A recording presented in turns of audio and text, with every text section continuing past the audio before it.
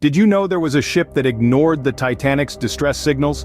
The Titanic's first distress call was sent shortly after she struck an iceberg on the night of April 14, 1912. Using the technology of the time, a wireless telegraph system, the ship's radio operators sent out a series of desperate signals for help.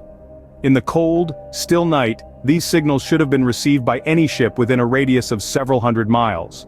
But, while some ships did pick up the distress calls, not all responded. The reasons for this varied. Some were too far away. Others were ill-equipped for rescue operations or failed to understand the severity of the situation. The most controversial of these was the SS Californian. Despite being one of the closest ships to the Titanic, it did not respond to the distress signals. While some ships did respond, one in particular, the SS Californian, did not. The SS Californian, a ship nearby the Titanic, received these distress calls but remained silent. This ship, floating not too far from the Titanic, was privy to the dire SOS messages sent out by the sinking giant, yet it chose not to respond. The distress signals echoed through the cold night air, reaching the Californian's radio room, but the ship, for reasons that are still debated, held its silence. Let's delve into why the Californian did not respond. There are a few theories that offer some explanation. One suggests that the Californian's crew was possibly unaware of the severity of the situation. Perhaps they mistook the distress calls for routine communication, an error in judgment that cost many lives. Another theory posits that the Californian, even if it wanted to, could not have conducted a successful rescue operation. The ship was not equipped with enough lifeboats to accommodate the vast number of Titanic's passengers. Moreover, the surrounding icy waters posed a significant danger.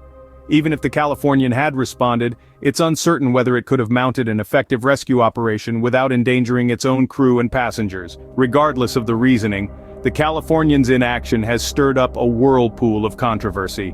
There are differing accounts and theories, each painting a unique portrayal of the circumstances that fateful night. Some argue that the Californian's crew was negligent, while others maintain that they were simply ill-equipped to handle such a catastrophic event. The controversy is further fueled by the fact that the Californian's captain, Stanley Lord, was heavily criticized in the aftermath of the disaster. His decisions, or rather, the lack thereof, were scrutinized, adding another layer of complexity to this already intricate narrative. The lack of response from the Californian remains one of the most controversial aspects of the Titanic disaster. This silence, this inaction, has echoed through the annals of history, casting a long shadow on the Californian, a ship forever associated with one of the most tragic maritime disasters in history. In the aftermath of the tragedy, the Californian's inaction sparked a heated debate that continues to this day. As the sun rose on that fateful morning, the crew of the Californian finally became cognizant of the disaster that had unfolded. They arrived on the scene, only to be greeted by the Titanic's lifeboats and the chilling silence of the open ocean. Investigations into the Californian's failure to respond were swift and rigorous. The crew members were grilled about their actions, or rather, their lack thereof. There were questions about whether they had seen the distress signals, whether they understood the gravity of the situation, and whether they were equipped to assist in a rescue operation. The testimonies were conflicting, adding layers of complexity to an already intricate puzzle.